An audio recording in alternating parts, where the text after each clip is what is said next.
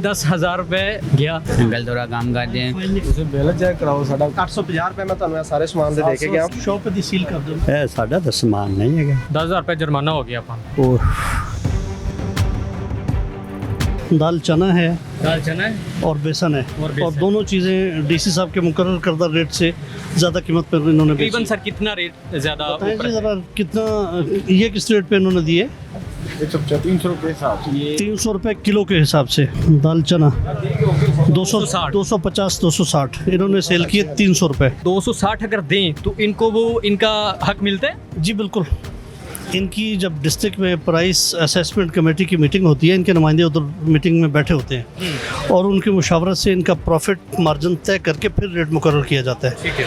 अब अगर ये इस पे भी खड़े नहीं होते 250 रुपये थोड़ा हल्का रेट है इनकी, जो बारीक वाली दाल है, जो मोटी वाली है उसका 260 है। इन्होंने सेल किया 300 रुपये में। आप चलाते हैं ये सारी शॉप जी, या वालिद साहब बैठ? वाले साहब भी साथ में होते हैं। तो क्या करेंगे अब? जुर्माना कर रहे हैं। अंकल हमें पीछे से मिल नहीं रहा था, इसलिए हम इस रेट पे दे रहे थे। अब क्या करेंगे सर? इन्हें फाइन कर रहे हैं। भाई 10,000 रुपए गया। अंकल थोड़ा काम करते हैं। इसमें कमी का मतलब बेटा ये है कि मैं दुकान फिर आपकी सील कर देता हूँ। एक भाई का सवाल है कि ये जुर्माना गवर्नमेंट को जाएगा। गवर्नमेंट के ख़जाने में जाएगा। चलें 10,000 रुपया निकालें। पता है कौन लेके गया? जी, कौन है? वो भाई लेके गए हैं। अभी नकद भी लेंगे और आपके सामने इधर खड़े होके ऐप पे अपलोड भी करेंगे। चलें जी, पे करें।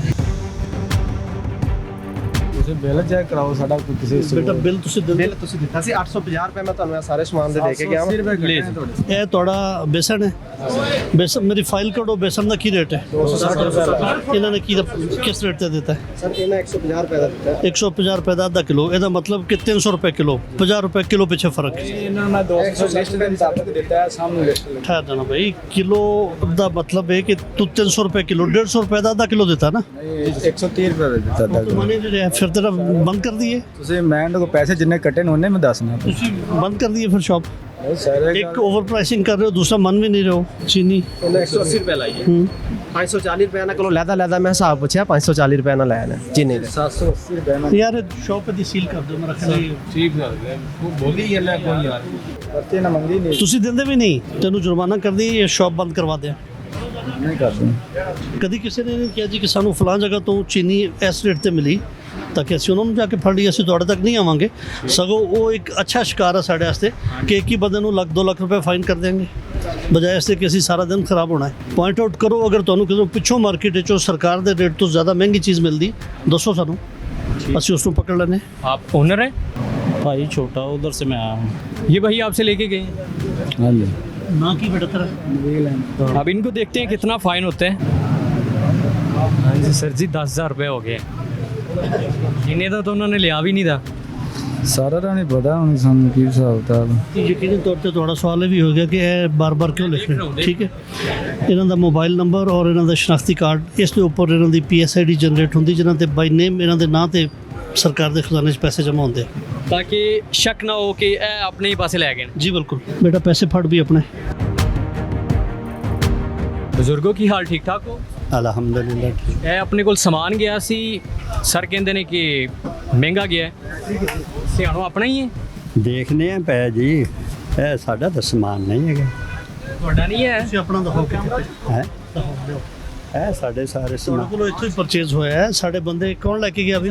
ਸਾਰਾ ਕੈਮਰਾ ਲੱਗਿਆ ਉੱਤੇ ਚੱਕ। ਅੱਛਾ ਜੀ, ਕਰੋ ਚੈੱਕ ਕਰੋ। ਤੁਸੀਂ ਲੈ ਗਏ। ਭਾਈ ਬੇਟੇ ਸੇ ਥੇ ਲੈ ਕੇ ਗਿਆ ਛੋਟੇ ਮੁੰਡੇ ਨੂੰ ਤੁਹਾਡਾ ਕੈਮਰਾ ਵੀ ਅੱਛਾ। ਲੱਗਿਆ, ਰਿਕਾर्डिंग चेक चलो ठीक हो गया सर। तीनों चीज़ों का इकट्ठा रेट इन्होंने लगाया जो ओवरऑल बनता है 610 रुपये, इन्होंने 700 वसूल किया है। आज सुबह मैंने अड्डा नूरपुर ख़ास तौर पे टारगेट किया, ठीक है। तो इसीलिए मैं फ़ाइन पे कोई कंप्रोमाइज़ नहीं कर रहा। जो लिख दिया वो लेना है या शॉप बंद कर देंगे। ठीक है, आपकी मर्जी, आप आए हो, जो ਤੁਹਾਡਾ ਕਾਨੂੰਨ ਹੈ ਬਸ ਰਹਿਮ ਕਰਕੇ ਜੋ ਵੀ ਕਰਨਾ ਕਰ ਦਿਓ। ਸਾਨੂੰ ਚੀਜ਼ਾਂ ਬਹੁਤ ਬਾਜ਼ਾਰੋਂ ਮਹਿੰਗੀਆਂ ਮਿਲਦੀਆਂ ਨੇ, ਅਸੀਂ ਵੀ ਮਜਬੂਰ ਹਾਂ ਹੁਣ। ਉਸ ਕਹਿੰਦੇ ਨੇ ਕਿ ਇਹਨਾਂ ਨੂੰ ਪਿੱਛੋਂ ਸਾਰਾ ਕੁਝ ਕੱਢ ਕੇ ਮਿਲਦਾ ਹੈ। ਨਹੀਂ, ਕੋਈ ਨਹੀਂ ਕੱਟ ਕੇ ਮਿਲਦਾ ਹੈਗਾ। ਬਾਜ਼ਾਰੋਂ ਚੈੱਕ ਕਰੋ, ਜਿਹੜੇ ਵੱਡੇ ਲੋਕ ਬੈਠੇ ਨੇ ਉਹ ਜਿਵੇਂ ਉਹ ਦਿੰਦੇ ਨੇ, ਅਸੀਂ ਤਾਂ ਪਰਚੂਨ ਵੇਚਣਾ ਹੈ ਪਾਇਆ ਅੱਧਾ ਕਿਲੋ, ਤਾਂ ਫਿਰ ਅਸੀਂ ਵੀ ਆਖਰ ਰੋਟੀ ਕਮਾਣੀ ਹੈ, 2-4 ਨੇ ਲੈ ਕੇ ਸ਼ਾਇਦ ਦੇਣੀ। लो जी बाबा जी 10,000 रुपया दो, 10,000 रुपया जुर्माना हो गया अपन। ਉਹ ਕੁਛ ਰਹਿਮਤ ਕਰ ਦਿਓ ਜੀ ਥੋੜੀ ਜੀ। हो गया वो लिखा गया वो नहीं बिठना। ਅੱਛਾ तो बाद फिर ऑप्शन यही रह जाती कि मैं दुकान बंद करवा देना ਚਲੋ ਜਜ਼ਾਕੱਲਾ ਮਿਹਰਬਾਨੀ ਤੁਹਾਡੀ ਤੁਹਾਨੂੰ ਪਿੱਛੋਂ ਚੀਜ਼ ਮਹਿੰਗੀ ਮਿਲਦੀ ਅਗਰ ਪਿੱਛੋਂ ਤੁਹਾਨੂੰ ਚੀਜ਼ ਮਹਿੰਗੀ ਮਿਲਦੀ ਨਾ ਗਵਰਨਮੈਂਟ ਦੇ ਰੇਟ ਤੋਂ ਤੇ ਲੈ ਲਓ ਪਰਚੇਜ਼ ਕਰਕੇ ਸਾਨੂੰ ਦੱਸੋ ਅਸੀਂ ਉਹਨਾਂ ਦੇ ਖਿਲਾਫ ਇਨਸ਼ਾਅੱਲਾ ਤੁਹਾਡੇ ਤੋਂ 10 ਗੁਣਾ ਜ਼ਿਆਦਾ ਕਾਰਵਾਈ ਇਹ ਗੱਲ ਸਾਨੂੰ ਅੱਜ ਤੱਕ ਪਹਿਲੇ ਕਿਸੇ ਵੀ ਨਹੀਂ ਕਹੀ ਹੈਗੀ ਵੀ ਸਾਨੂੰ ਦੱਸੋ ਸਾਡੇ ਆਫਿਸਿਸ ਹਰ ਵਕਤ ਖੁੱਲੇ ਨੇ सर कभी ऐसा लम्हा नहीं आया कि किसी बंदे पे तरस आ गया हो कि यार छोड़ देते हैं? बिल्कुल आया पिछले दिनों में एक किसी एजेंसी की रिपोर्ट पे मैं गया राजा जंग की तरफ रेवन रोड पे रिपोर्ट के मुताबिक वहाँ चीनी बड़ी पड़ी थी स्टॉक पड़े थे महंगे दामों बिक रही थी खैर उनकी रिपोर्ट पे मैंने वो जाके सील तो एक दफ़ा किया लेकिन जब मैंने दुकान की हालत देखी शायद उनके पास 2000 का सामान भी नहीं पड़ा होगा शॉप में यकीन करें मैंने सील भी किया और मैंने अगले दिन सील खुलवा भी दी और जिस ब्रांच की तरफ से हमें रिपोर्ट थी मैंने उनकी शिकायत भी की कि ये गलत रिपोर्टिंग करते हैं ठीक है। बिल्कुल तरस आया मुझे